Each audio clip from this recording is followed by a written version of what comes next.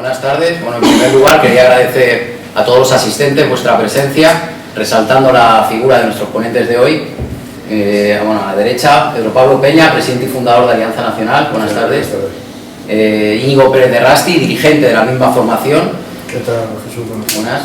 Ambos símbolos del verdadero patriotismo español, ejemplificaciones perfectas del concepto de la genuina lucha contra el sistema. La acción directa, un concepto antiguo adoptado por los ciudadanos cuando el Estado incurre en la dejación de sus funciones, ha sido una constante en su dilatada trayectoria política. Así, en esta conferencia vamos a recordar con nostalgia algunos de sus hechos, contados en primera plana por vivencias personales. La defensa de la Universidad Complutense en 1980, pólvora y sangre. El izado de la bandera de Gibraltar en 1998, ¿era? 98. La tenencia de explosivos, el depósito de armas. Luego la prensa indujo que su finalidad era atentar contra familiares de ETA, por ello cumplieron condena, rechazando a cualquier tipo de ventaja penitenciaria proveniente del Estado. En la cabeza me viene el último hecho, creo que era septiembre de 2013. Íñigo fue uno de los que entraron en Blanquerna, se declaró culpable de un hecho, simplemente venía a demostrar la legítima defensa de lo que se puede concebir la unidad nacional cuando el Estado carece de herramientas para una respuesta inmediata, y la acción directa sirve como vía útil para la protesta. Sin más, os dejo con nuestros ponentes. Son dos personas de alto calibre político y humano, referentes y verdaderos ejemplos de revolución, disciplina y lealtad a sus ideas. Te doy la palabra a Pedro Pablo.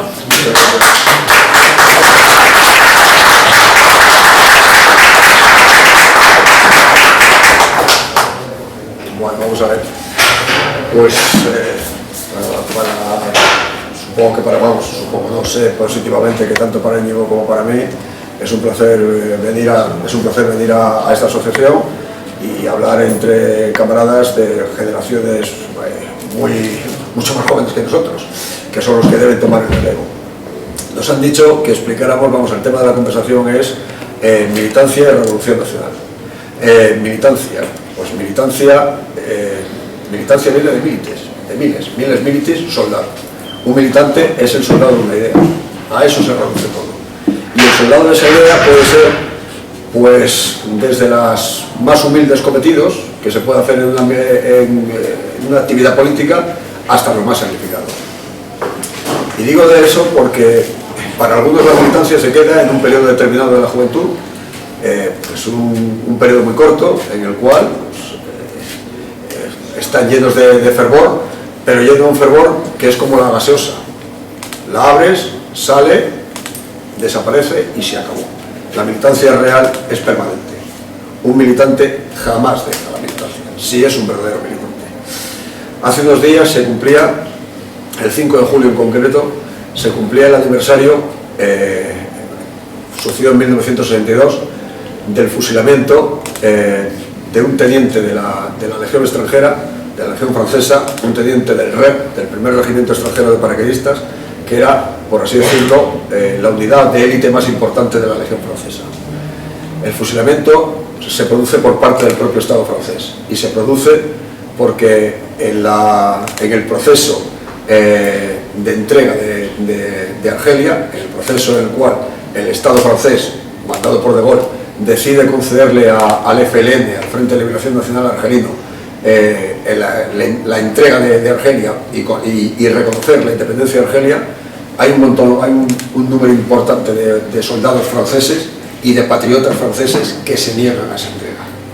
Y eso culmina en la creación de una cosa que se llama la OAS, la Organización de la Armée Secrète, la Organización del Ejército Secreto, que es fundada por franceses radicados en Argelia, que llevaban 4 generaciones de europeos establecidos en Argelia, por franceses en la metrópoli y por soldados de las unidades de élite del ejército francés.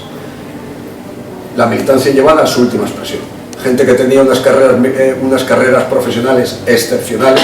Por ejemplo, el fundador de la OAS es el general Raúl Salat, el general más condecorado de Francia. Ese hombre se juega la carrera militar y acaba siendo apresado porque se niega en rotundo a entregar a Argelia, da un golpe de Estado, el golpe de Estado fracasa, en la propia Argelia el golpe de Estado fracasa, el ejército de Gaulle consigue que la mayor parte del ejército francés le respalde y acaban por aplastar a los sublevados. Y entonces pasan a la clandestinidad, como por ejemplo ETA. Los soldados franceses, oficiales franceses, pasan a la clandestinidad y luchan en 2 años, causan más de 1.600 muertos. En 2 años. ETA en todos los años que lleva, en 55-60, han sido 900 y pico mil. Ellos en 2 años 1.600. La lucha llevada hasta el extremo. Bueno, pues desde eso es militancia. Eso es militancia. Apresados, derrotados, capturados, son torturados algunos de ellos de manera salvaje por la policía francesa, por la policía militar, por la policía y los barbuses, que eran esbirros del Ministerio del Interior, torturados salvajemente, condenados a muerte y fusilados, y mueren todos heroicamente. Esa es la militancia en su plenitud. Pues a partir de ahí la militancia sufre muchas escalas. Vuelvo a repetir, desde la más humilde, cuando uno empieza normalmente, en mi época, pues empezaba en la universidad, porque yo me remonto a los años de los últimos años de Franco. Yo ingreso en la facultad, en la universidad. En aquella época, pues ahora han cambiado los planes de estudio. En aquella época se acababa el bachillerato, después del bachillerato se hacía una cosa que se llamaba preuniversitario, y al acabar, si aprobabas preuniversitario, pasabas a la facultad, el que quería estudiar, el que quería cursar una carrera universitaria. Entonces, entrabas en la universidad, se entraba con 17 años, lo normal era entrar con 17 años. Con 17 años entré yo en el curso 69-70. El curso empezaba en octubre y acababa en junio del año siguiente, los 9 meses de curso. Y cuando llegas a la facultad te das cuenta de que la facultad está tomada por los comunistas, incluso en la época de Franco. No es que estuviera tomada en el sentido de que ellos gobernaran la facultad, pero la única actividad política real que se hacía en la universidad era la actividad que ejercía el Partido Comunista, lo que ellos llamaban el movimiento estudiantil. Frente a eso hay una serie de estudiantes patriotas que se rebelan, y entonces se forman asociaciones políticas universitarias. Esas sociedades políticas universitarias, yo en una época, previamente a nosotros, había existido una asociación mítica que se llamó Defensa Universitaria. Mítica, porque la labor que desarrolló, ellos frenaron en seco al Partido Comunista de la universidad. Cuando en el año 68, como consecuencia del Mayo francés, se produce aquí en España, el Partido Comunista intenta lo mismo, crear una especie de Mayo, no lo consigue porque la situación de Francia no era la misma que España, y de luego Franco no iba a tolerar determinadas derivas, y decreta el estado de excepción en el 68. Cuando yo entro en el 69, el estado de excepción ya está levantado, pero empieza otra vez, el Partido Comunista se ha reorganizado y empieza otra vez su actividad en la universidad. Entonces se crea una organización universitaria nacionalista que se llamaba AU, como luego el partido político que lideró Idastrilla, solo que las siglas eran las mismas siglas, pero era Acción Universitaria Nacional, Acción Universitaria Nacional. Entonces la acción era acción política y acción militante, porque en aquella época ellos convocaban asambleas, el Partido Comunista convocaba asambleas que eran ilegales, nosotros reventábamos aquellas asambleas, todo era de acción directa, no es como ahora que todo se trata de que sea legal. En aquella época todo era, ellos actuaban ilegalmente porque estaban en la clandestinidad y nosotros actuábamos como organización militante frente a ellos, lo mismo. Y así se llega hasta el fallecimiento de Franco. Y a partir del fallecimiento de Franco, pues entonces la cosa cambia totalmente. Ellos reciben todas las legalizaciones, vuelven lo que llamaban exiliados, que muchos de ellos habían vuelto en la época de Franco. Estos exiliados podían haber vuelto a España tranquilamente. Lo que pasa es que ellos lo que querían era el derrocamiento del régimen. Vuelven a España y encuentran el caldo de cultivo necesario, porque la transición les favorece, o sea, les entrega el control de algunas universidades, en el sentido de que permite su actividad clarísimamente. Muchos de lo que se llamaba, el profesorado se componía de 3 categorías. En la cúspide, arriba, estaban los catedráticos, después, que normalmente en su inmensa mayoría eran franquistas, en su inmensa mayoría. Después estaban los profesores agregados, que eran los que habían, por oposición, habían conseguido llegar a ese grado y que aspiraban a la cátedra, y por debajo, el último escalón, eran los PNN, los profesores no numerarios. Ahí controlaba el Partido Comunista, tenía una cantera enorme de profesores no numerarios que les apoyaban y que eran los que de verdad imponían la subversión en la facultad. Bueno, pues toda esa lucha se transforma totalmente. A partir de ahí, los que quedamos ilegalizados, los que en el mundo académico ocupan el lugar, digamos, de proscritos, somos nosotros, somos los patriotas, porque la transición favorece ese cambio político y quienes incomodan ese cambio político somos los nacionalistas. Y es otra lucha que cambia radicalmente. Ahora la lucha es mucho más violenta. En la época de Franco era una lucha de enfrentamiento físico, pero los enfrentamientos físicos, todo ha ido deteriorándose. Los enfrentamientos físicos en aquella época pues eran enfrentamientos físicos a puñetazos con porras. Y bueno, eran enfrentamientos dentro de su dureza más nobles. Normalmente no se pateaba a alguien que estaba ya en el suelo. Había un sentido de nobleza muy superior en aquella época, en unos y en otros. Ellos se abusaban más porque ellos eran, por así decirlo, el número y la cobardía y la organización, eso sí, una magnífica organización, pero tampoco era el abuso la brutalidad que ha ido creciendo con el tiempo. Hablo de las luchas en la universidad, pero cuando llega a raíz de la muerte de Franco, la cosa se encrespa muchísimo más. Las peleas son más duras, mucho más canallescas, el sentido de nobleza normalmente se pierde y en las peleas hay ensañamiento.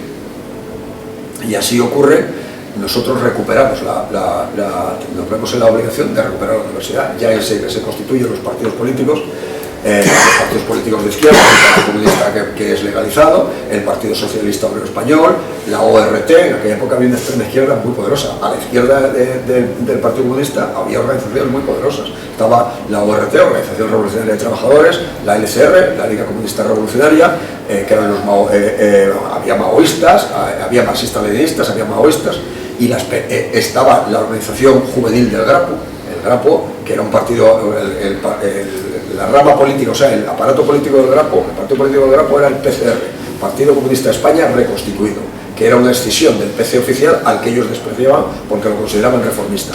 Y el aparato militar del PCR era el Grapo, eran grupos de resistencia antifascista 1 de octubre, porque nacen en 1 de octubre.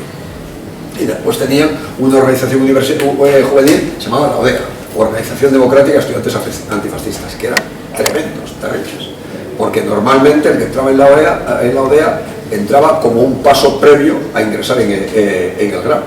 Si va a pasar a la clandestinidad, a él le importaba bien poco el cometer un homicidio, porque si lo cometía, si se le iba, no todos eran así, no todos daban ese paso, pero los que iban a dar ese paso, si estaban dispuestos a dar el paso siguiente, pues si cometían el homicidio pasaban a la clandestinidad y punto, el tiempo de durar en la clandestinidad. Y así son los enfrentamientos muy duros. Entonces, nosotros militábamos en aquella época en Falange Española de las Jons, que no es como la actual Falange Española. Ahora las falanges que hay son la consecuencia de la ruptura de Falange Española de las Jons de la verdadera. Aquella Falange Española crea un sindicato universitario que es el SEU, Sindicato Español Universitario, que tampoco es como el SEU actual, era mucho más poderoso. El SEU tenía representación en prácticamente todas de las 3 universidades. Está la Autónoma, la Complutense, la Autónoma y la Politécnica.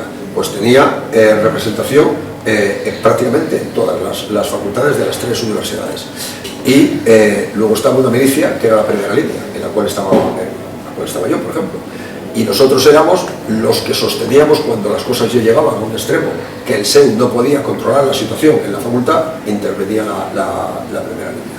Así se han llegado a hacer los 2 asaltos importantes de derecho, el de 1978 y el de 1980, en los cuales se saldaron incluso tiros, porque en aquella época los enfrentamientos eran tan duros que además ellos, pues por ejemplo, en el asalto de en los enfrentamientos que son en el 29 de abril de 1980, ellos querían expulsar al SEU de la facultad. Ellos siempre hacen lo mismo, se colocan en el papel de víctimas, empiezan a colocar carteles hablando de las agresiones fascistas. Eso es la misma técnica, no han cambiado, la misma técnica, agresiones fascistas, aunque los agredidos seamos nosotros, ellos siempre hablan de agresiones fascistas y empiezan a crear un clima en el estudiantado.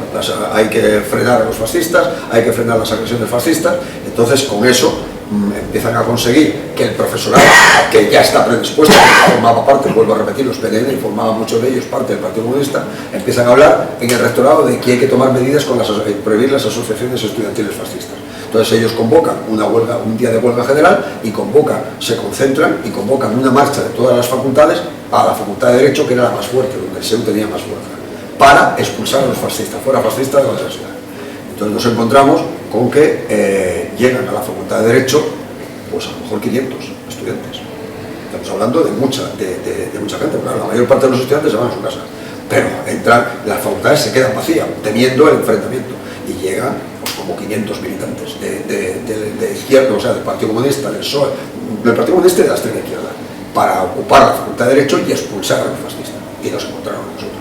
Nosotros formamos una línea, la primera línea, formamos un grupo de defensa, pues a lo mejor éramos 8 o 10, y repelimos aquello a tiros. Y no entraron en la facultad, no consiguieron tomar la facultad. Nosotros defendimos la facultad. Claro, el precio es la presión. Entonces, vuelvo a repetir, eso fueron la militancia, el nivel de militancia y de compromiso de los años 80. A partir de ahí, y esto ha sido la constante en las organizaciones, los movimientos que había antes, tanto en Fuerza Nueva, que tenía una Fuerza Nueva era el partido, luego tenía una rama juvenil que era Fuerza Joven, y dentro de Fuerza Joven ellos tenían unas centurias militantes, diversas centurias, la Francisco Franco, bueno, varias centurias. La Falange tenía una milicia, tenía el SEU, y luego una milicia que era la primera línea, y luego estaba el Frente de la Juventud. Todas estas organizaciones, la forma de actuar era esta, que era el choque directo con el comunismo, porque en aquella época no es como ahora, que hay una especie ahora, en los enfrentamientos son con los guarros, es que entonces no había guarros.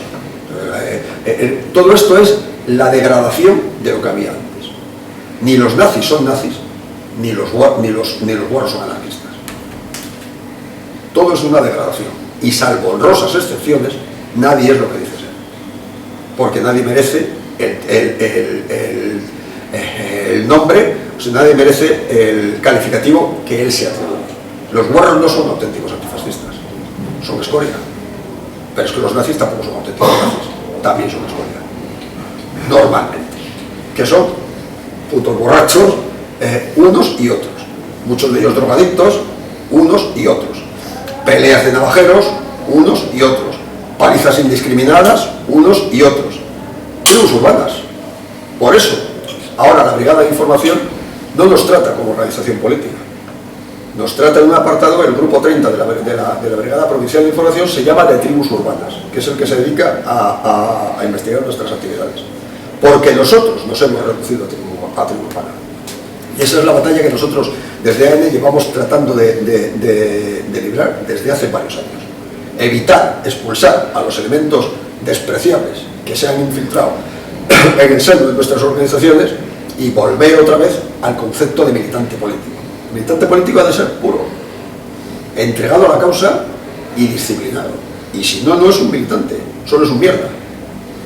Y ya está, no hay más. Es que las cosas son como son. Uno no entra en la legión y es un bandolero. Uno puede entrar en la legión siendo un delincuente y en la legión lo convierten en un soldado. Si sigue siendo un bandolero, lo echarán de la legión. O lo aplicarán en su época el código militar. Pero no podrá seguir siendo un bandolero. La legión es la legión, pues la militancia es la militancia. Y todas esas, todo eso se ha ido degradando poquito a poco. En los años 90 toma el relevo la Falange, llega un momento en que el jefe nacional de Falange, por edad, Edmundo Fernández Cuesta, que en su momento había sido ni más ni menos que el secretario general de la Falange de José Antonio Primo de Rivera, es decir, había sido el secretario general de la Falange en la época de José Antonio. Entonces era el jefe nacional y él era el secretario general. Raimundo Poreda no se presenta a la reelección a partir del año 83-84 y da paso a Diego Márquez Zorrillo. En un Congreso, Diego Márquez Zorrillo gana la jefatura nacional de Falange y la despedaza, porque la verdad es que la Falange se cuartea, empieza a deteriorarse, empieza a perder fuerza, empieza a perder poder, y ahora vemos que la Falange está dividida en varias falanges. Yo creo que la que es más próxima al verdadero espíritu de la Falange es la Falange Fe, o sea, lo habréis visto, la que está en la calle Silva, la Falange Fe. Esta es la que más mantiene, por así decirlo, la línea ideológica del verdadero nacionalsindicalismo. Pero luego hay falanges que se han deteriorado, vamos, la deriva que han tomado, tanto ideológica como política como militante, nada tiene que ver con la falange en la que yo milité, nada. La falange da el paso al ir deteriorándose, hasta que se nacen estas falanges, da el paso a bases autónomas. Quien toma el relevo en ese momento son bases autónomas y Vanguardia Nacional Revolucionaria, que son dos organizaciones que ya se apartan del nacionalsindicalismo y digamos que la línea ideológica es el nacionalismo revolucionario. Pero en aquella época, inicialmente, la disciplina también existía. No tenían la misma implantación que tenía la Falange, no tenían la misma estructura que tenía la Falange, no tenían los mismos medios que tenía la Falange, no tenían los mismos dirigentes de la categoría intelectual que tenía la Falange. La Falange tenía una gente, vamos a ver, Raimundo Fernández Cuesta, he dicho que era secretario general de época de la Falange. Raimundo Fernández Cuesta era notario por oposición y general togado de la Armada. Exacto, general togado de la Armada, que no es ninguna broma. Había sido ministro con Franco, era una eminencia, era miembro de la Academia de Jurisprudencia y Legislación, no sé, pero es que así como él, había muchos. Luego ya, cuando esto desaparece, las organizaciones ya no son iguales, son más juveniles y tienen menos nivel intelectual, porque entre otras cosas son de chavales. Pero el sentido de la disciplina y de la militancia sigue siendo importante. Todo esto empieza a perderse pues, a partir de finales de los 90. Empieza a perderse ese sentido. Y vuelvo a repetir, se ha pasado de la militancia, que es soldado político, se ha pasado a la tribu urbana. Y por eso estamos hoy en la situación en la que estamos. Ahora, el sentido de jerarquía ya no existe. Todo se ha atomizado, la mayor parte de las cosas son asociaciones, la gente no quiere un compromiso de disciplina, porque claro, vamos a ver, un militante no es hoy me apetece y hago las cosas. Hoy hay que hacer una cosa y la hago me apetezca uno. Y entre las asociaciones y los grupos es cuando me sale de las pelotas. O sea, yo de la gente y he defendido a mucha gente en el ejercicio de la abogacía, pues normalmente salgo de juerga y de camino de que salgo de juerga y estoy mamado, doy una paliza.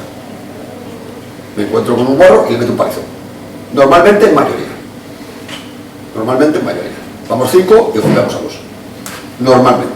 En su época negros. Ahora, pues el guarro. Claro, eso no es un militante. Eso es un gamberro, sin más. Un militante es, tengo que ir a defender derecho, sé que va a haber 500 personas y sé que nosotros vamos a ser 8 o 10 o menos. Y entonces, para equiparar, voy a armar. Y sé que si hago aquello y defiendo derecho, voy a ir a la cárcel. Pero lo hago. No porque me apetezca, sino porque es mi deber. Esa es la diferencia entre militante y hooligan. O entre militante y gamberro. O entre militante y tribu urbana. Todo eso se ha ido perdiendo. Poquito a poco. Y nos encontramos en la situación que nos encontramos. Por eso vemos que la izquierda Berchale, no la izquierda de los guarros, que no son nada. La izquierda Berchale tiene poder en Bascularas y los demás no. Porque ellos han mantenido el criterio de la disciplina militante. Y vemos cómo en los, por ejemplo, en los Sanfermines, sacar una bandera de España se convierte en un acto heroico, en el cual normalmente si estás allí entre la masa te la quitan y te revientan, y sacar una corrilla que ocupa toda la plaza del ayuntamiento, pues es normal, porque ellos lo han impuesto. Eso es fruto de la militancia de más de 60 años, de la militancia disciplinada de más de 60 años. No hago esto cuando me gusta, hago esto cuando lo tengo que hacer, me guste o no.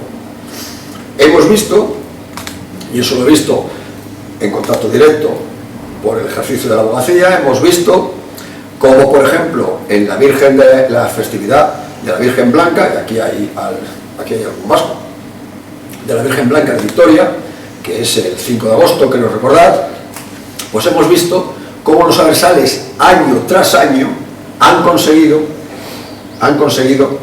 que la fiesta sea como ellos quieren, exactamente como ellos quieren, que no haya políticos que ellos no quieran en la tribuna, que si están los apedrean, ellos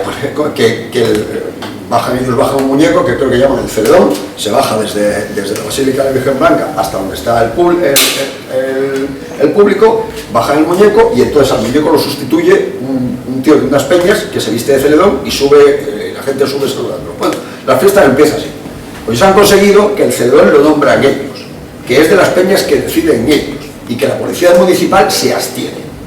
Y lo han conseguido a palos, año tras año, pagando un precio por ello, porque eso no sale gratis, pero al final han doblegado la voluntad de la policía municipal y del ayuntamiento.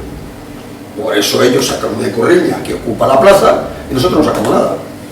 Entonces, este es el concepto que yo quería entregar, más que la anécdota, porque la anécdota, sí, yo os puedo contar anécdotas personales, pero lo importante no es la anécdota, es el concepto. Si alguien está dispuesto a ser un militante, el camino es la disciplina y el sacrificio, y si no, eso no se lo mierda. Ya está, si es que no hay más, las cosas son como son, no tienen vuelta de hoja. Es igual que ser torero. Tú puedes ser torero de salón y luego puedes bajar a la plaza y lidiar un toro. Pues el que tiene huevos y arte baja a la plaza y lidia un toro, y lo que después es un payasete. Y tan sencillito como eso. Y bueno, yo es lo que yo quería transmitir. Y sí, cedo la palabra a mi compañero Íñigo.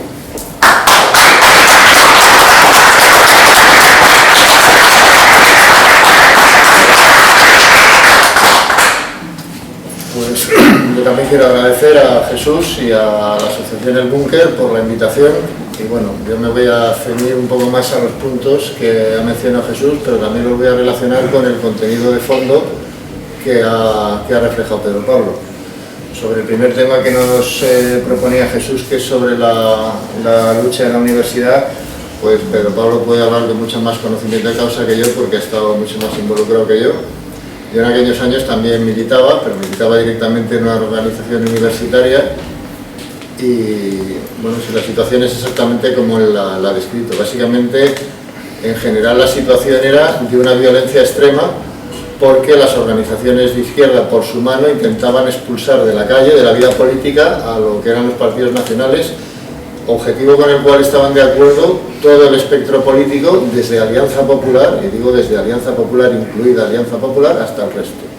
Entonces, unos actuaban y otros dejaban actuar, miraban para otro lado, como muchos hacían condenas genéricas, esas cuando llegaba el momento de condenar la violencia, venga de donde venga, pero y la cosa era muy dura. ¿Qué es el aspecto positivo que había en aquella época? Que había muchos militantes en Madrid, es decir, en Madrid había miles de militantes patriotas. Los militantes de élite, que eran los de la vanguardia que menciona Pedro Pablo, primera línea, al frente de la juventud, las secciones de choque de Fuerza Joven, pues a lo mejor eran varios centenares de militantes, pero choques había con muchos más, es decir, y la policía tenía un verdadero problema. Es decir, un día aparecía alguien apaleado en la calle, y bueno, pues si era de izquierda sabían perfectamente que había sido, pero ¿quién ha sido? Pues era imposible saberlo. Hoy en día es al contrario. Por ejemplo, ya hablando del tema último que nos ha propuesto Jesús, lo de Blanquerna sabían perfectamente quiénes éramos, vieron el vídeo y nos conocían a todos por la cara. A mí fueron a mi casa 4 horas más tarde a detenerme. ¿Por qué? Porque somos 4 gatos. Y somos 4 gatos también por lo que ha dicho Pedro Pablo. Yo no creo que haya mucha menos gente que antes que tenga, vamos a decir, un determinado tipo de ideas. El problema es que la gente ha optado por no dar la cara. Entonces, por ejemplo, ese mismo hecho de Blanquerna, hoy en día tienes que extremar más el riesgo, tienes que llevar más a la extremo la acción de protesta reivindicativa. ¿Por qué? Porque normalmente lo haces con muy poca gente. Si, no sé cuántos entramos, creo que en total entramos unos 25, no identificaron a todos, pero si por ejemplo a ese acto hubieran asistido pues 300, 500 personas, yo creo que hubiera tenido la misma repercusión y no hubiera habido las consecuencias que ha habido. No es que yo me arrepienta de las consecuencias que ha habido, para mí pues algo que lo tengo asumido, pero quiero decir que la lucha nacional sería más sostenible si mucha más gente prestara su apoyo a los grupos, incluso a lo mejor, si no quiere militar directamente en un partido, pero a ver, para cierto tipo de cosas, por ejemplo, ahora que estamos sufriendo una ofensiva separatista por parte de la Generalidad de Cataluña, pues yo creo que hay una serie de partidos que han tomado una iniciativa de dar toda la respuesta que se pueda, pues esa respuesta sería mucha más eficaz si pudieran contar con mucha más gente. Y bueno, volviendo al tema de la universidad de aquellas épocas, pues es lo que digo, que había mucha gente. Yo no participé en muchos de esos actos. Una de ellas que ha mencionado Pedro Pablo, que es el asalto de derecho del 78, yo sí que lo recuerdo porque yo estaba allí, yo era militante de una asociación universitaria y recuerdo perfectamente la entrada, en concreto de primera línea. Fue después de una semana entera de disturbios en la universidad, en la que se iba acrecentando la tensión, y al final en la explanada que hay entre Derecho y entonces creo que era Filosofía B, pues se juntó un montón de gente, pues 500, 600, hasta 1000 personas, de los cuales posiblemente estuviéramos en una proporción de 9 a 1 o de 8 a 2. Y fue entrar primera línea y fue como barrer, entrar de repente. Yo lo que vi, aparecer un grupo de gente que venían en motos, algunas de ellas moriré, luego entonces no los conocía, luego he conocido a algunos de los que estaban allí, que eran estudiantes de bachillerato, chavales que tenían 14 a 16 años. Esa gente entró, iban con su indumentaria habitual, que era una cazadora de cuero, un casco de moto y el armamento habitual, que era, pues como ha dicho Pedro Pablo, porras o sucedáneos, chacos, en fin, algún tipo de cosas así. Y fue una entrada, fue verlos aparecer y toda la masa de gente de izquierda, pues fue como una onda expansiva, o sea, se fue desapareciendo y abrieron caso. Los que estábamos allí de organizaciones universitarias, entramos detrás de ellos y se limpió la facultad. Luego recuerdo que hubo alguien de nuestro lado que tiró una bombilla incendiaria, tenía una bombilla con gasolina, en fin, un cóctel molotov hecho con una bombilla. Entonces se hizo un pequeño incendio frente a la puerta del salón de actos y a los 2 o 3 minutos empezaron a oír las sirenas de bomberos o policía o lo que fuera. El grupo con el que estaba yo desaparecimos de allí lo antes que pudimos y se acabó. Pero bueno, os lo cuento más que nada para ver cuál era el ambiente. El ambiente entonces era de una violencia inusitada, pero se podía sostener porque había una masa, sobre todo quien lo sostenía era el fervor de los militantes jóvenes. Desgraciadamente, en la dirección de los partidos políticos, sobre todo el que era hegemónico entonces, que era Fuerza Nueva, se ve que al final no tenían la misma intención de resistir hasta el final, lo cual provocó pues, la escisión de gente de las juventudes que luego formaron el Frente de la Juventud. El Frente de la Juventud que luego tuvo consecuencias trágicas para ellos porque su militancia les llevó casi todos a la cárcel y a su jefe nacional, a Juan Ignacio, a ser asesinado en la puerta del portal de su casa, por lo que todo el mundo supone hoy que es para algún sicario del Estado. No creo, seguramente no fue nadie de la extrema izquierda, sino sería un pistolero a sueldo del Ministerio del Interior. Si no fue eso, fue algo muy parecido. Luego, pues hablando de otros temas, aquí Jesús quiere que hable bueno, del tema de Gibraltar.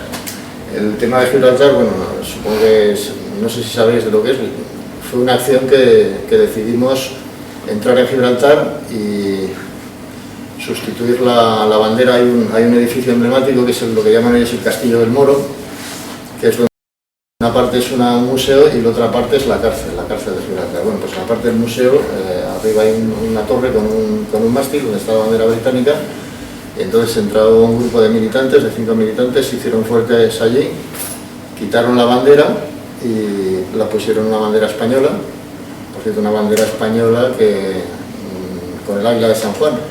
La bandera quedó en una militante de Alianza por la Unidad Nacional que se la había regalado a su padre, un guardia civil amigo suyo, que cuando sustituyeron las banderas, creo que fue a mitad de la década de los 80, pusieron ya las constitucionales, en teoría las tenían que haber destruido, pero el hombre el padre de la camarada nuestra, le pidió a su amigo el guardia civil que se la diera, y se la dio. Luego su hija nos la donó para que se colgara allí. Bueno, pues esta campaña tuvo bastante repercusión, pero solo en Gibraltar. Yo luego me sorprendí de ver que los medios de comunicación no le dieron no le dieron ninguna importancia, como mucho pues alguna reseña en algún periódico y poco más.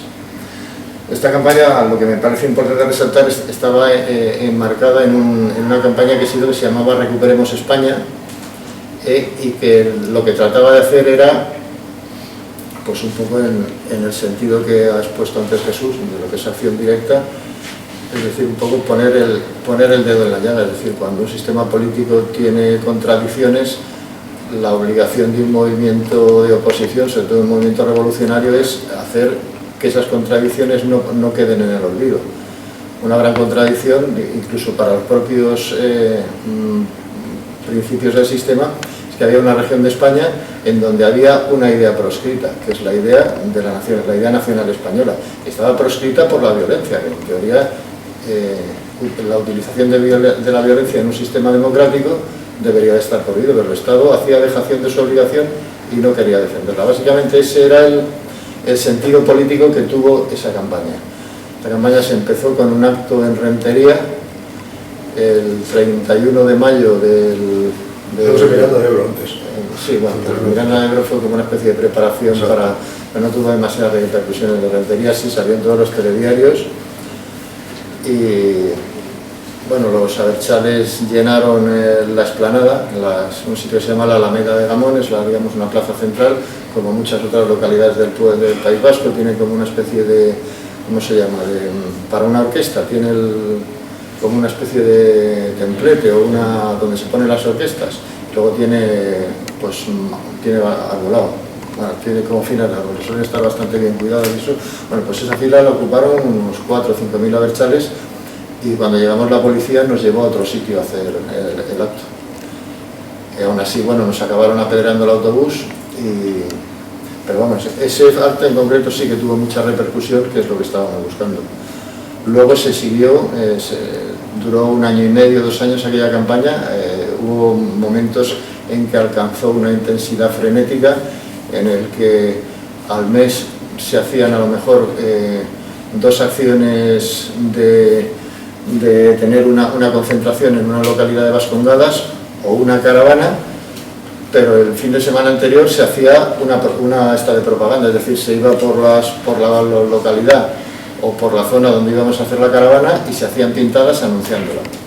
Bueno, ya lo que hicieron directamente es que nos sometieron a un cerrojazo informativo, a pesar de que en muchos de ellos había disturbios, la prensa nunca dio noticias de ello. Daba la prensa abertzale, por ejemplo, la prensa afín al nacionalismo en Vascongadas sí que daba noticias, porque sabía que a su público aquello le iba a motivar en contra de la idea de España. Pero en cambio la prensa, digamos, de los partidos de derechas y, digamos, de Vascongadas para abajo, eso no lo decía. Hasta tanto llegó el cerrojazo informativo, que por ejemplo, un dato es que en el acto que os he comentado antes de Rentería, lo que había pensado hacer después de eso era ir a San Sebastián y en un hotel, creo que era el mismo hotel donde se hace, ¿cuál es el certamen ese el Festival de San Sebastián de cine? Parece que es el Hotel María Cristina o algo así se llama. Bueno, pues allí había había concertado una rueda de prensa para explicar cuáles eran las motivaciones del acto, en fin, todo lo que quisiera preguntar la prensa. Bueno, pues cuando íbamos el autocar por la circunvalación para entrar en San Sebastián, había una patrulla de la Ertzaintza con 2 coches que nos prohibieron la entrada.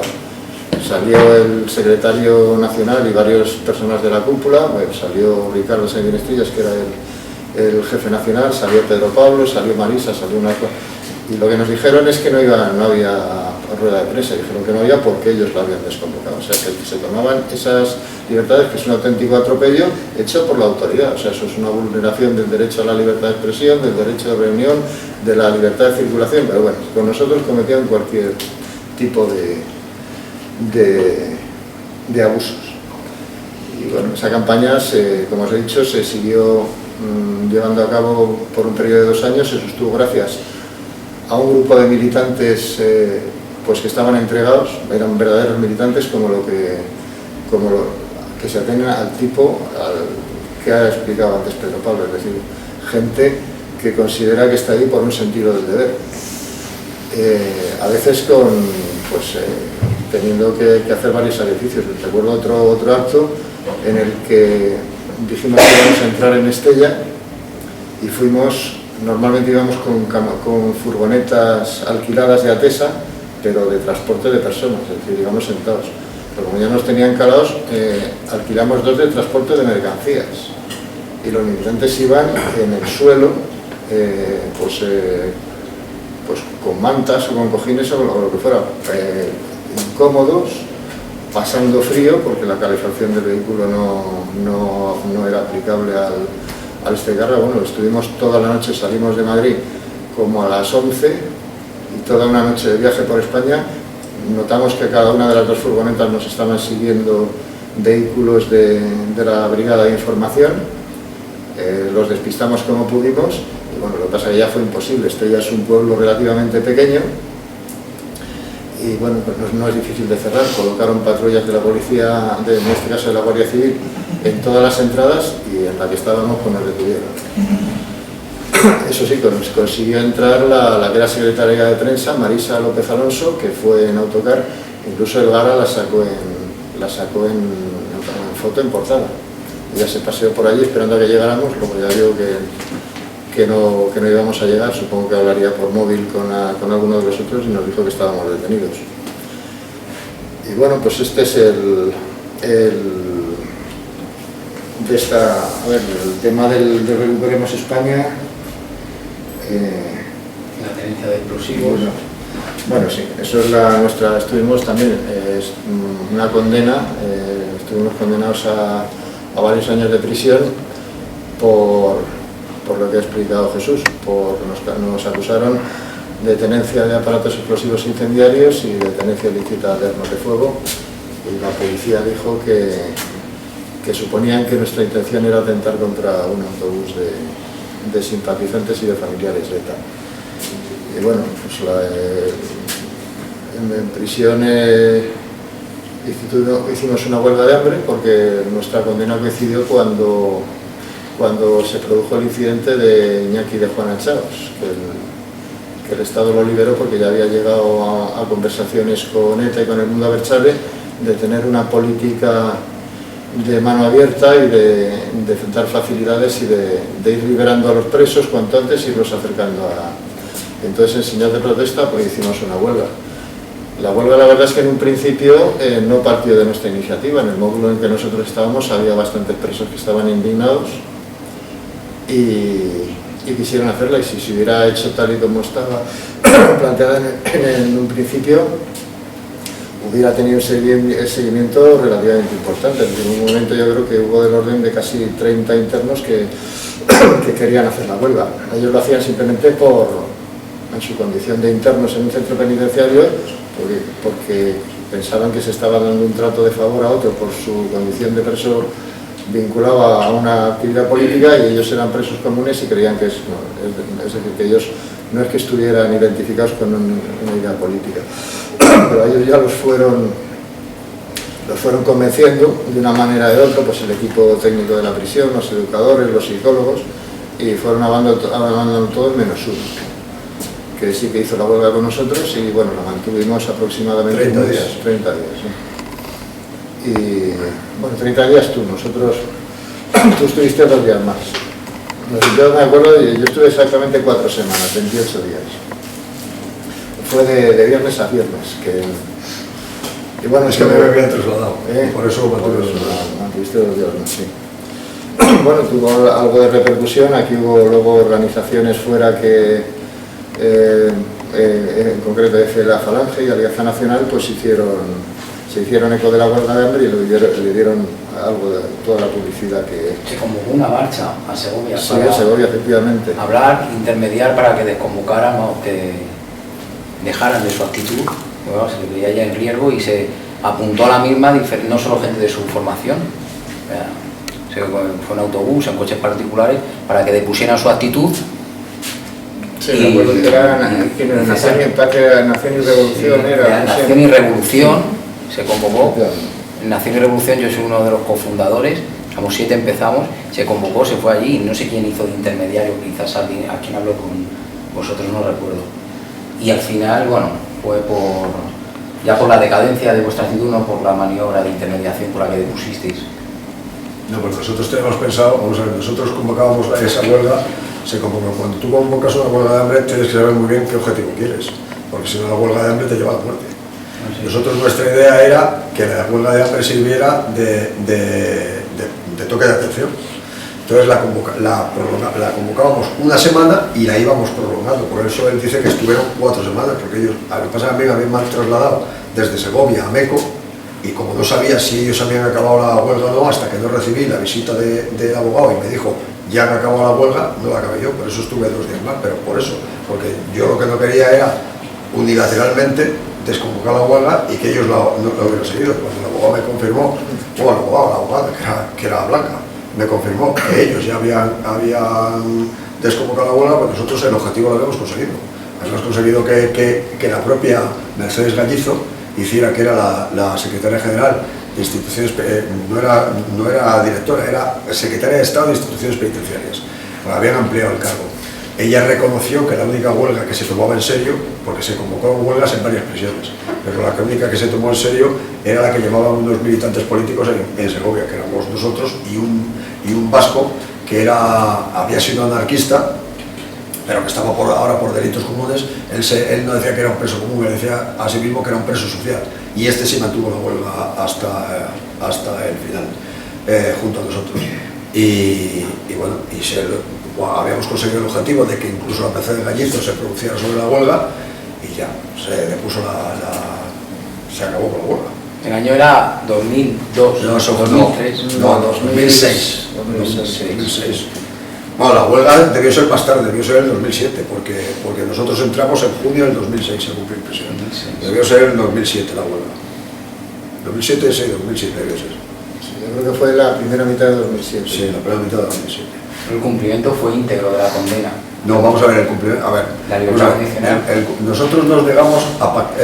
tú cuando entras en prisión, hay un equipo técnico que se llama, que te califica. La Junta de Tratamiento. La Junta de Tratamiento, exactamente. Entonces te hacemos las entrevistas. Nosotros nos negamos, entramos en las entrevistas y dijimos que nosotros no íbamos a colaborar en ese acuerdo.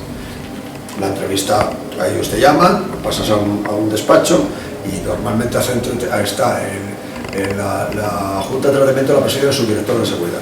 Pero hay un educador, un jurista y un asistente social, un psicólogo.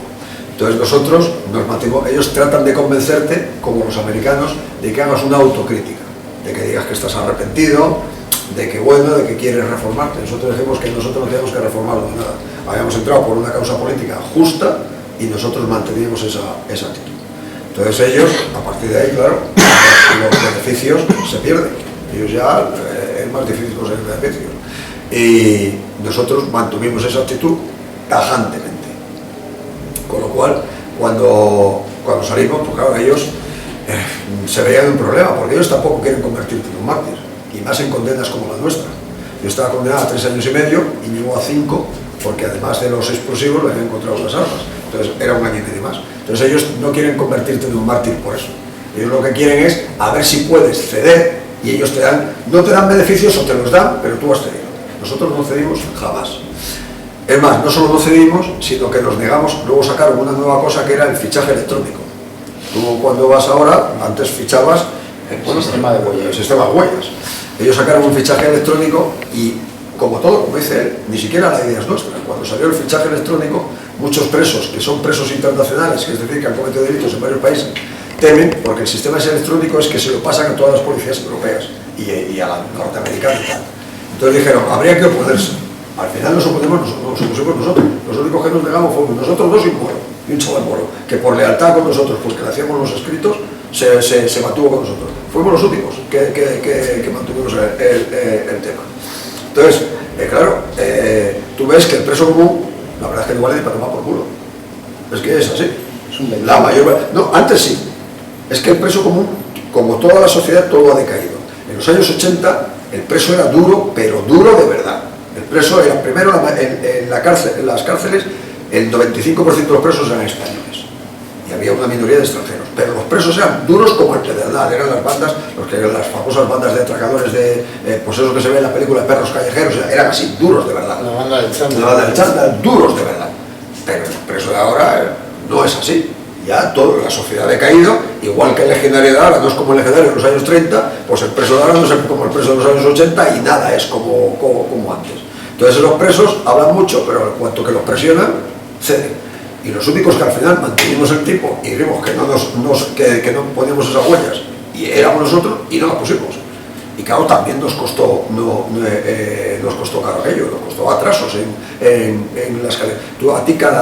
El Reglamento General Penitenciario obliga a calificar, o sea, a hacer una revisión del grado. Entonces, para que te den tanto para los permisos como para el tercer grado. Y eso obligatoriamente tiene que ser por lo menos con un máximo de 6 meses, o sea, que por lo menos cada 6 meses. Hay prisiones que son más, tienen una junta de tratamiento mejor y lo hacen cada 5, incluso cada 4. La nuestra, la de Segovia, era cada 5. Y a nosotros sistemáticamente nos mantenían en el grado, hasta que ya ellos mismos se dieron cuenta que no podían seguir así, porque vamos a ver, tú no puedes cumplir la condena a pulso sin tener ningún expediente negativo. Nosotros tampoco aceptamos trabajar en la prisión. Eso es una estupidez, porque la prisión, si te ofrecen un trabajo que además te da un sueldo, es bueno cogerlo. Pero nosotros fuimos muy tercos en eso. Ni aceptamos trabajar, ni aceptamos la junta de tratamiento, no aceptamos nada. Con lo cual, endurecimos nuestra condición. De hecho, nosotros no hemos gozado de la libertad condicional. ¿Renunciasteis a ella? Yo vamos a ver. Ellos contigo en Victoria Kenny no la firmaste. No la firmaste. No la firmaste. En la libertad condicional entras cuando cumpliendo la condena a las 3/4 partes y ya es un régimen de semilibertad, bueno, una libertad total. Vas a firmar una vez al mes a un régimen de semilibertad, no a un régimen encerrado penitenciario. Cuando estás en primero, un segundo grado, es un tercer grado en semilibertad, firmas.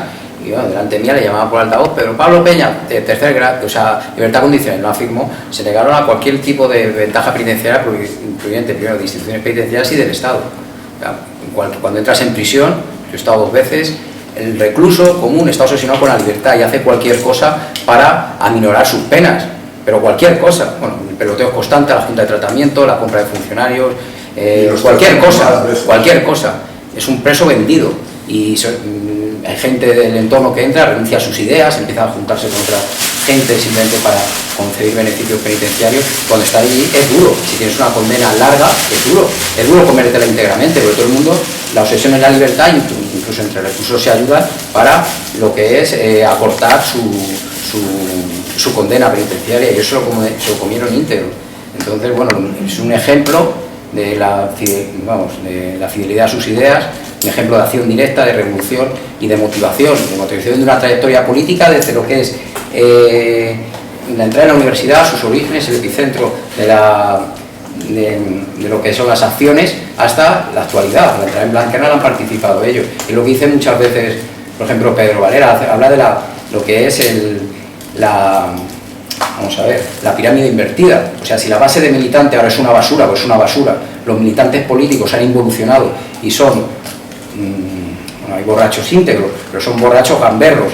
Entonces la base de los partidos, de las formaciones, de las asociaciones no existe. Entonces te encuentras en que la cúspide militante, en su caso, tienen que hacer todo, el nivel logístico, el nivel humano, el nivel de recursos, captar a nuevos militantes, las acciones directas tienen que hacer ellas. Eso se ha reducido a una militancia marginal, no existe la base, existe la cúspide, y a partir de ahí lo tenemos en nuestra asociación.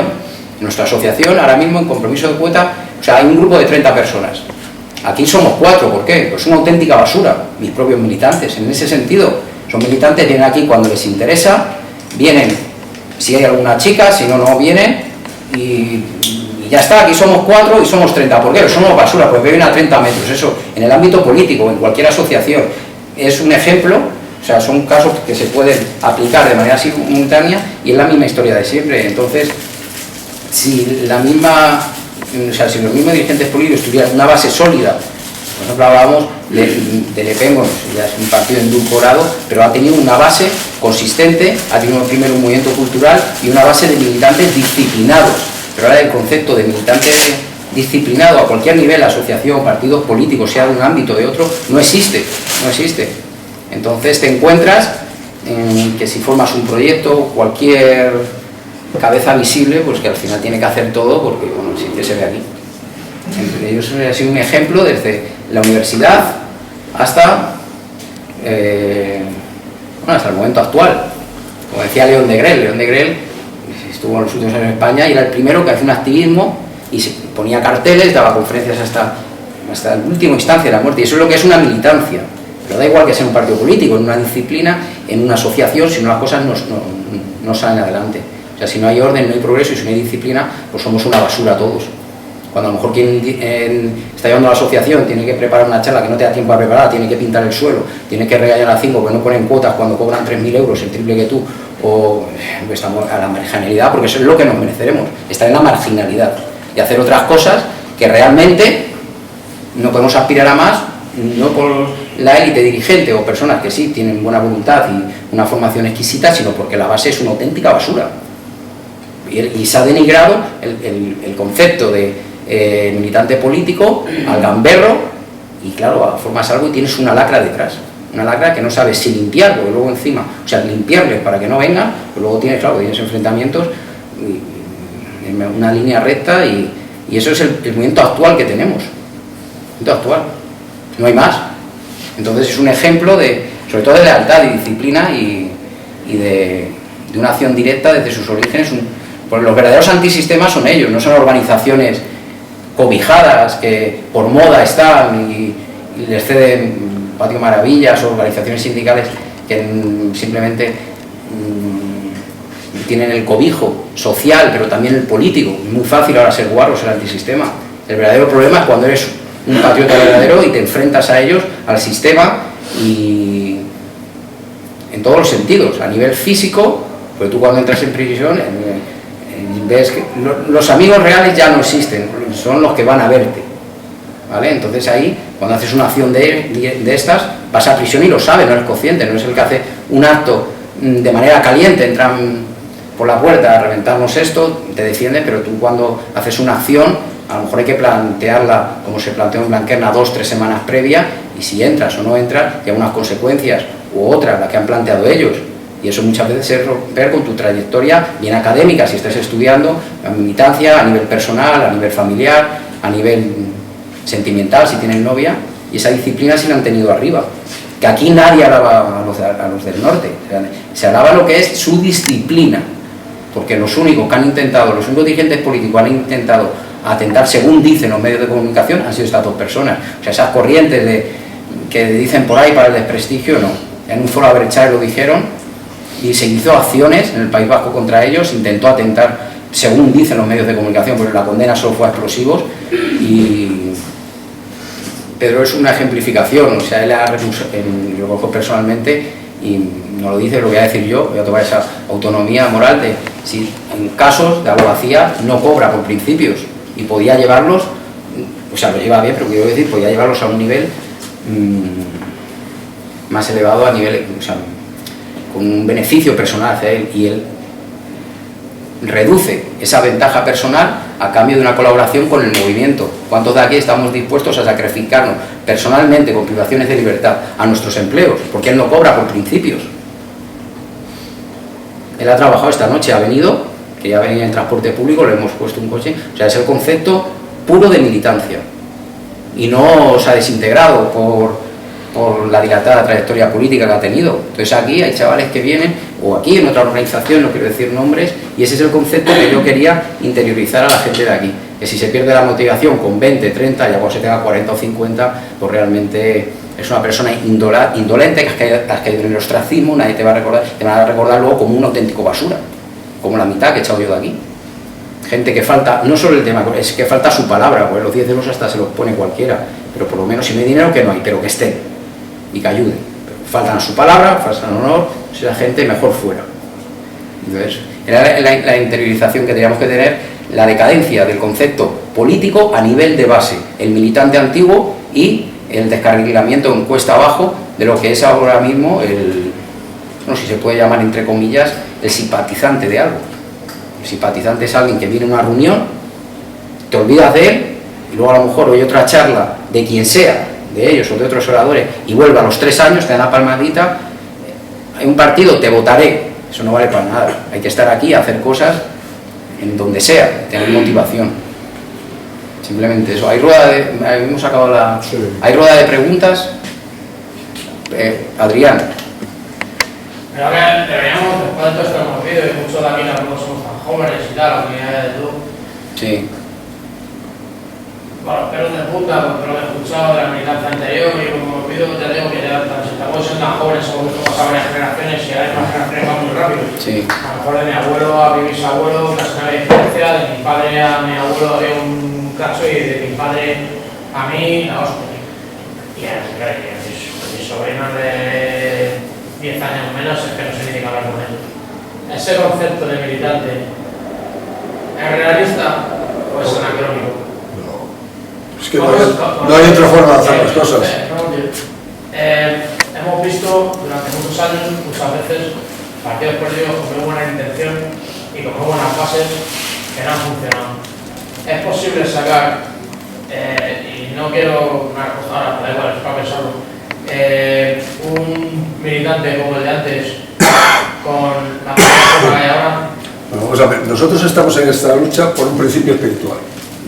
Primero, porque queremos... ¿Cómo es posible que hace X años, 30, que es lo que tengo yo, cuando estaba examinando, hubiese esa masa de 5.000, lo que sea, de cualquier partido, en cualquier lado, que sacaba 5.000 para todo, para el fútbol, para lo que sea, sacaba 5.000 para todo, que no sacas ni 50 para nada?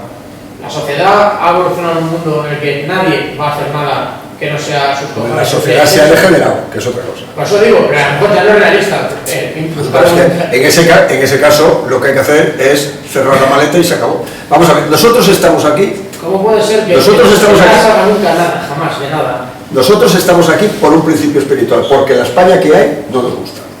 Y porque todo, vamos a ver, yo cojo, me meto en la página de quien sea, o en el Twitter de quien sea, y ¿qué es lo que se ensalza? Hablas de Lezo, a Villagastray, a Franco, a Don Pelayo.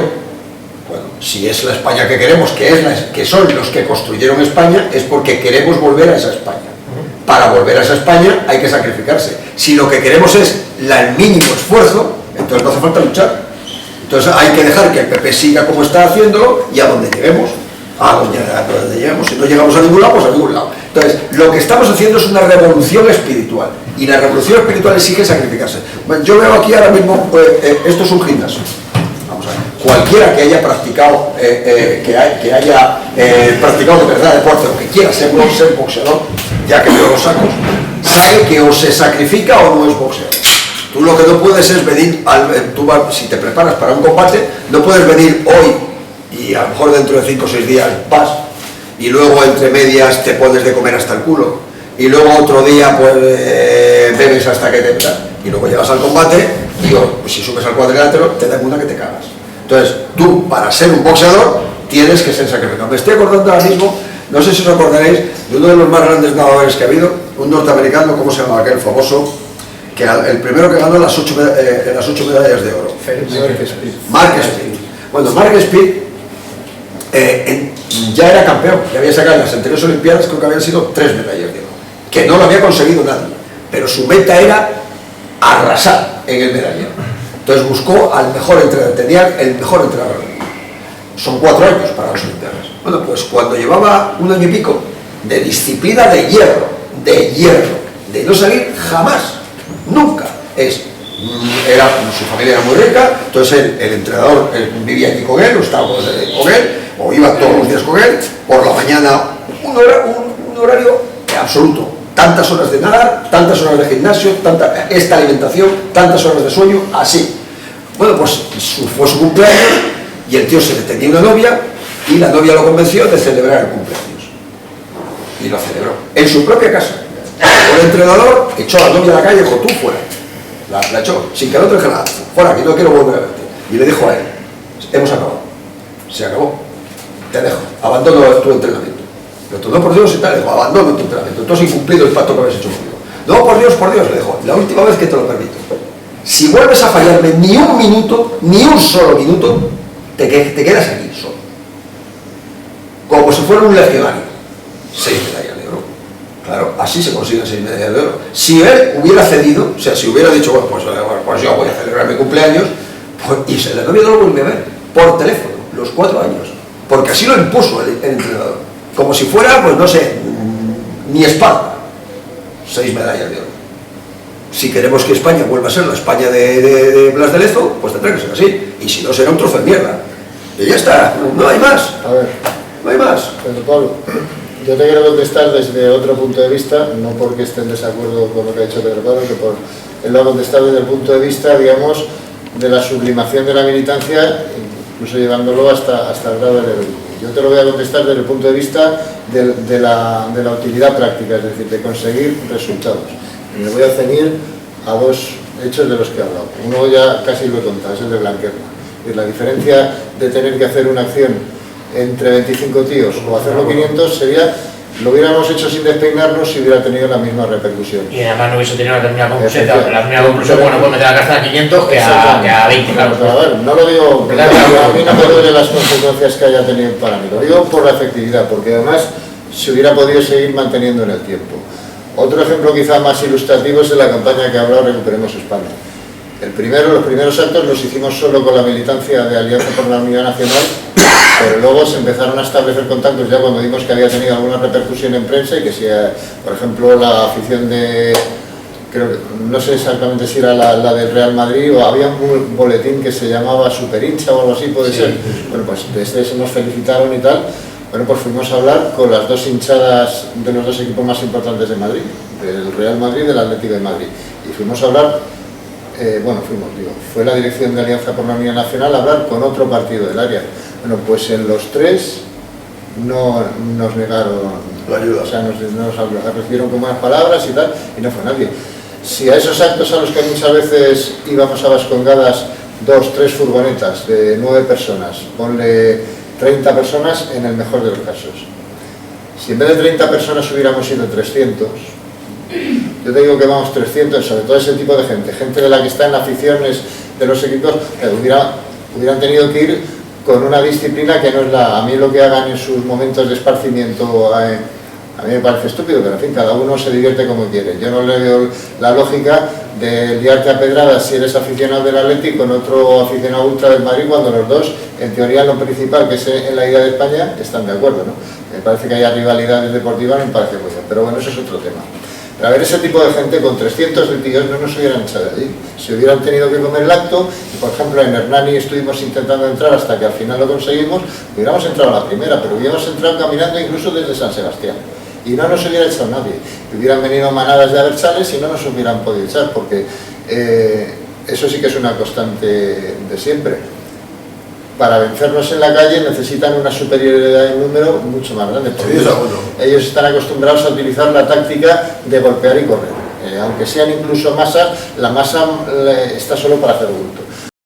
Esa campaña y muchas otras hubieran podido tener un éxito con que la gente, incluso te digo, yo no pido ni que se hubieran afiliado, ni que hubieran pagado cuota, ni que hubieran tenido, pero por ejemplo, para esa campaña. De hecho, sí que vino gente, por ejemplo, del único sitio que conseguimos gente de fuera del partido fue de la universidad, de la Facultad de Derecho. Hubo un grupo que al final en la Sociedad Cultural creo que era Teoría y Praxis. Ellos sí se sumaron y fueron algunos de los actos. Pues hubiera tenido otra repercusión. Entonces, yo entiendo que nuestro mundo es muy variopinto, que hay suspicacias personales, que hay incluso objeciones de corte ideológico, pues porque tú eres más identitario y de repente, además aquí solemos lanzar pullas y ahí me incluyo. Yo reconozco que muchas veces pues he sido demasiado cáustico en las críticas con eso, y hay piques y la gente se molesta, pues por el comentario que puedan hacer desde otro sector metiéndose, pues en nuestro caso, en el mío y en el de todos nosotros que estamos aquí, creo que tenemos una concepción más identitaria de la nación, pues a lo mejor el que se nos hagan reproches de otros sectores nos molesta. Pero yo creo que en determinadas circunstancias sí que debería haber por lo menos una unidad de acción. Y entonces te contesto a la pregunta, sí que tiene utilidad. Es decir, hay actos... No he preguntado por eso para nada. Bueno, a lo mejor no he explicado bien. Que sí es factible. No, que si España tiene materia prima para hacer lo que pasaba antes. O sea, pregunto, un chaval que ha sido criado en la sociedad de ningún esfuerzo, de ninguna responsabilidad, hago lo que hago y siempre hay una solución. Pero te voy a decir cómo se va a solucionar. Se va a solucionar como en Suecia. En Suecia, que son una basura humana. Están hechos una mierda. Una basura humana. Van a tener 2 opciones. o reaccionar y volver a ser como los vikingos, o someterse y poner el culo a los moros. ¿Cómo se va a someter? Bueno, pues, si lo tiene muy sencillo. ¿Cómo va a reaccionar un chaval que lo único que ha hecho ha sido pegarse de hostias con el Tekken y drogarse? Nosotros tenemos a su padre, su abuelo, su tío. Lo que tú quieras, nosotros tenemos una norma. Sobrevive el que merece sobrevivir. Y el que no, que se joda. Pues merecemos sobrevivir. Bueno, pues si no lo merecemos, desaparecemos. ¿Merecemos sobrevivir? Pero si lo vamos a ver, si lo vamos a ver. La pregunta es, ¿estamos buscando un español que ya no existe? No, que eso lo vamos a ver. Tú tendrás nervio moral o no. El día que llegues... ¿Y por qué hace 25 años era uno de cada 7? Bueno, pues porque hace 10, pues uno de cada 5, porque las costumbres, porque nos han ido moldeando a ser cada vez más débiles. Entonces, ¿cómo conseguimos romper eso? ¿Qué le explicamos aquí? A mí esta idea me ha entrado de alguna manera, no sé cómo. A ese chaval tal y a chavales que tengan 15 años menos que yo. Les ha entrado de alguna manera de un camino, pero lo que es la disciplina, lo que es la autoridad, lo que es tal, eso entraba en las cabezas de la mayoría de los chavales hace 25 años y hace 10 no entra casi ninguno. Pues lo vas a ver. Vamos a ver. El otro día... De hecho, lo estoy viendo. Pero eso pasa porque el sistema hace su trabajo. Es decir, yo recuerdo... Es lo que digo. Yo recuerdo que las películas que yo veía cuando era un niño o cuando era adolescente, evidentemente muchos años después de acabada la Segunda Guerra Mundial, pero los valores que venían, por ejemplo, las películas de John Ford del Oeste, vendían valores humanos, valores elementales mucho más afines con el fascismo, por ejemplo, que lo que es ahora. No, con el fascismo no, con el ser una persona y con el estar apegado a cualquier cosa. Bueno, ahora mismo estar apegado a algo está mal. Entonces, un chaval que lleve 15 años, 25 años escuchando tener apego a cualquier cosa es una mierda. Eres tonto, eres fascista, eres gilipollas. No quieras ni a tu padre, ni a tu santo, ni a tu pueblo, ni a las fiestas de tu pueblo. Todo lo que te digan que es tuyo es una mierda. ¿Cómo coges al chaval y le dices, oye tío, tienes que preocuparte por las cosas? Pero es que esas ideas, aunque parezca que no, sí que tienen que ver con la ideología. Estoy completamente de acuerdo. Si yo pregunto que si es realista buscar ese español que ya no parece que exista por ningún lado. Ahora la diferencia es que ahora son una minoría, pero hay que buscar a esa minoría. Y esa minoría y hacer la mayoría, pero vamos a ver, si es que yo... Contamos a organización tras organización, la que se apuntan 60 tíos de los que valen 2. Pero si es que yo voy por otro lado, si es que nos van a obligar, vamos a ver, nos van a llevar 2 días a hacer, pero vamos, esta semana, en una clase, en una clase, en un colegio de Madrid, en la ESO, profesora blanca, español, profesora blanca, los alumnos, todos extranjeros, menos 3 españoles. Bueno, algunos también tenían nacionalidad española, pero estaba casado, vamos a eran mezclados, es decir, el padre era español y la madre sudaca, cosas así. Españoles 3. Y dice la profesora, que tal cual, que la raza blanca, te lo digo porque me lo contó el padre, cuyo hijo estaba allí oyendo, que es uno de los blancos.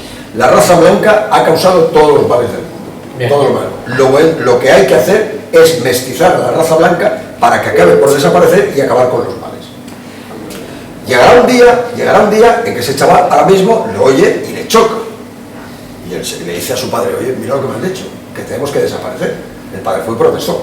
Bueno, no, a lo mejor la dirección tampoco se quiere ya meter en esos regionales y saber cómo la arreglan.